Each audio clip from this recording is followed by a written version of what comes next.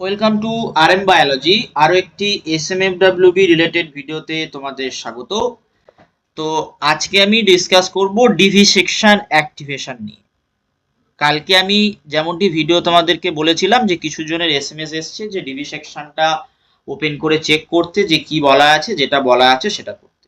তো তারপরে অনেকের অনেকগুলো জিজ্ঞাসা ছিল, তো প্রত্যেককে তো একদম রিপ্লাই করা সম্ভব নয়, তাই আমি ভিডিও মারফত তোমাদেরকে জানিয়ে দিচ্ছি। তোমাদের সমস্ত জিজ্ঞাসার এই ভিডিওটা দেখলে কিন্তু সমস্ত উত্তর পেয়ে যাবে। তো চলো ভিডিওটি শুরু করা যাক।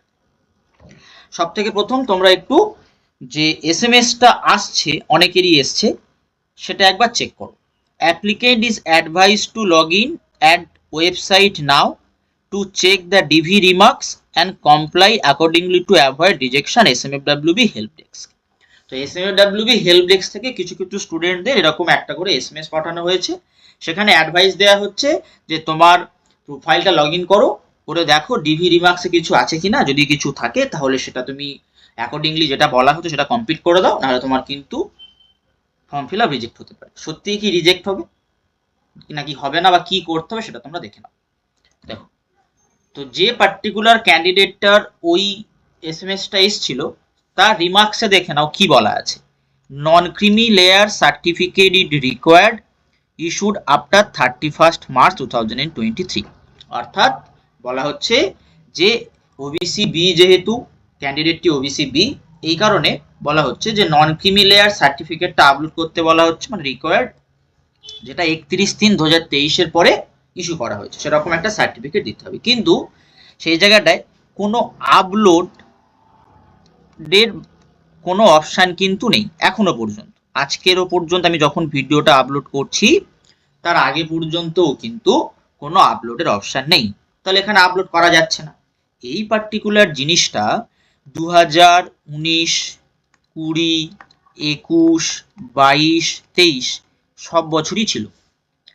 কিছু ক্ষেত্রে কি হয়, এই যে এসএমএফডব্লিউবি যে ফর্ম ফিল আপটা হয় সেখানে কোনো কারেকশান উইন্ডো কিন্তু দেয়া হয় না, কোনো কারেকশান উইন্ডো দেয়া থাকে না।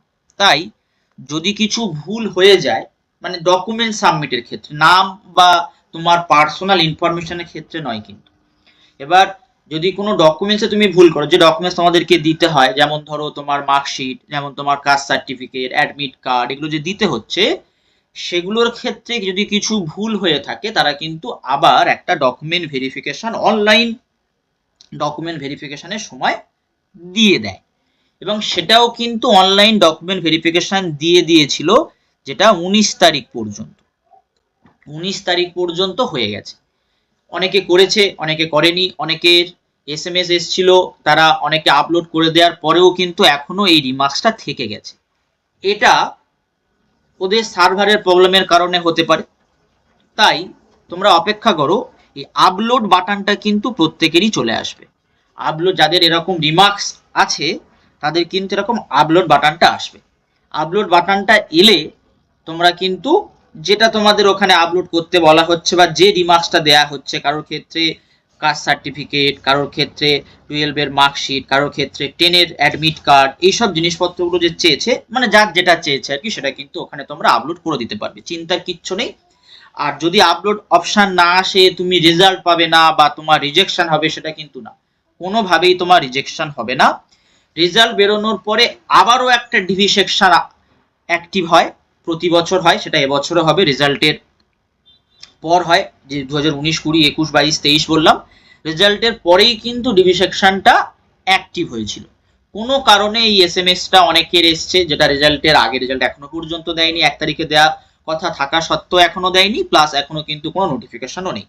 তো এটা গেল যাদের রিমার্কস আছে তারা।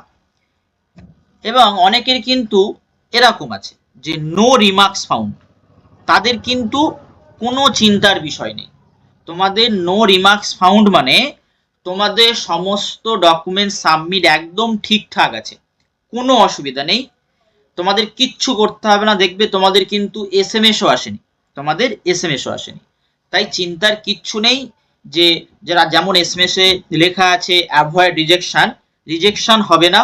আপলোড বাটন এলে তোমরা এগুলো আপলোড করে দেবে, দিলে কোনো অসুবিধা থাকবে না। তোমাদের রেজাল্ট যেদিন বেরোবে, তোমরা যদি আপলোড বাটন রেজাল্টের আগে নাও আসে, তোমরা কিন্তু প্রত্যেকেই রেজাল্ট পাবে, সেটা নিয়ে কোনো সমস্যার কারণ নেই, প্রত্যেকেই রেজাল্ট পাবে।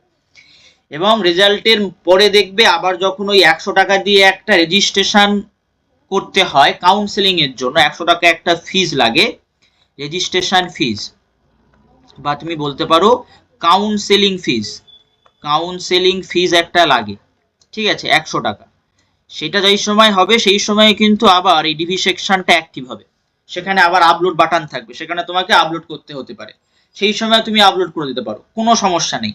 রিজেকশন হওয়ার কোনো ভয় নেই, তাই চিন্তার কোনো কারণ নেই, এত অযথা টেনশন করারও দরকার নেই যে তোমার এটা লেখা আছে তোমার ক্যান্ডিডেচার বাতিল হয়ে যাবে এটসেট্রা এটসেট্রা, কিচ্ছু হবে না। আপলোড বাটন এলে আপলোড করে দিও, আপলোড বাটন না এলে আপলোড করতেও হবে না, তোমার রেজাল্ট চলে আসবে, তুমি কাউন্সেলিং এলিজিবল হলে তুমি কাউন্সেলিংয়েও অংশগ্রহণ করতে পারবে। যাদের ক্ষেত্রে এনসিএল এর সমস্যা আছে সেটা বোর্ড যে সিদ্ধান্ত নেবে সেটা তোমাকে মেনে নিতে হবে। যদি সিদ্ধান্ত হয় যে এনসিএল যারা আপলোড করনি বা এনসিএল আপলোডের ক্ষেত্রে সমস্যার সৃষ্টি হয়েছিল তাদের যদি as a general candidate treat করা, তোমাকে সেটাই করতে হবে। আর যদি আপলোড বাটন দেয় তুমি তো আপলোড করেই দিচ্ছ। তো আজকের ভিডিওটি এই পর্যন্ত।